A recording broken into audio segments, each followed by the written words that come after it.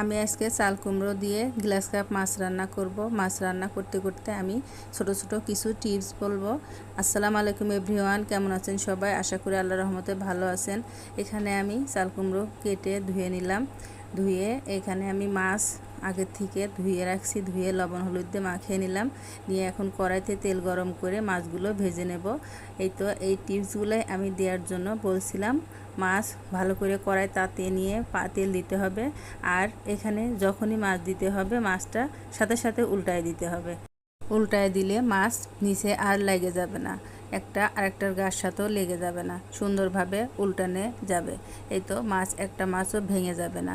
আমি সবগুলো মাছ লাল লাল করে উল্টায় পাল্টায় ভেজে নেব। এই তো আমার মাছ ভাজা হয়ে গেছে, উঠায় নিলাম সবগুলা। একই তেলের মধ্যে আমি পেঁয়াজ দিয়ে দিলাম। পেঁয়াজ দিয়ে পেঁয়াজ বাদামি হয়ে আসলে এর মধ্যে 1 চামচ রসুন বাটা, 1 চামচ জিরে বাটা দিয়ে দিলাম। দিয়ে একটু কষায় নিয়ে আবার এর মধ্যে আমি দিয়ে দিলাম কাঁচামরিচ বাটা। কাঁচামরিচ বাটা এর মধ্যে আমি 4-5 চামচ দিয়ে দিলাম। দিয়ে ভালো করে নাড়তে হবে, নেড়ে নেড়ে কষাতে হবে। এখানে আমি হলুদ গুঁড়ো 1 চামচ, মরিচ গুঁড়ো 1/2 চামচ, ধনের গুঁড়ো 1/2 চামচ, লবণ 1 চামচ দিয়ে ভালো করে কষায় নিতে হবে। এই তো আমি কষায় নিলাম ভালো করে কষায় নিয়ে আগের থেকে যে সবজিগুলো কেটে রাখছিলাম ওটা দিয়ে দিলাম। চাল কুমড়াগুলো দিয়ে ভালো করে কষায় নিতে হবে। সবজির মধ্যে থেকে এক্সট্রা একটু পানি বের হবে, ওই পানি দিয়ে ভাজা ভাজা করে তরকারিগুলো ভেজে নিতে হবে। আগে ভেজে নিলে তরকারির স্বাদ ভালো হয়। এভাবে তরকারিটা ভালো করে ভেজে নিয়ে আমি কষানোর জন্য একটু গরম পানি দিয়ে দেব।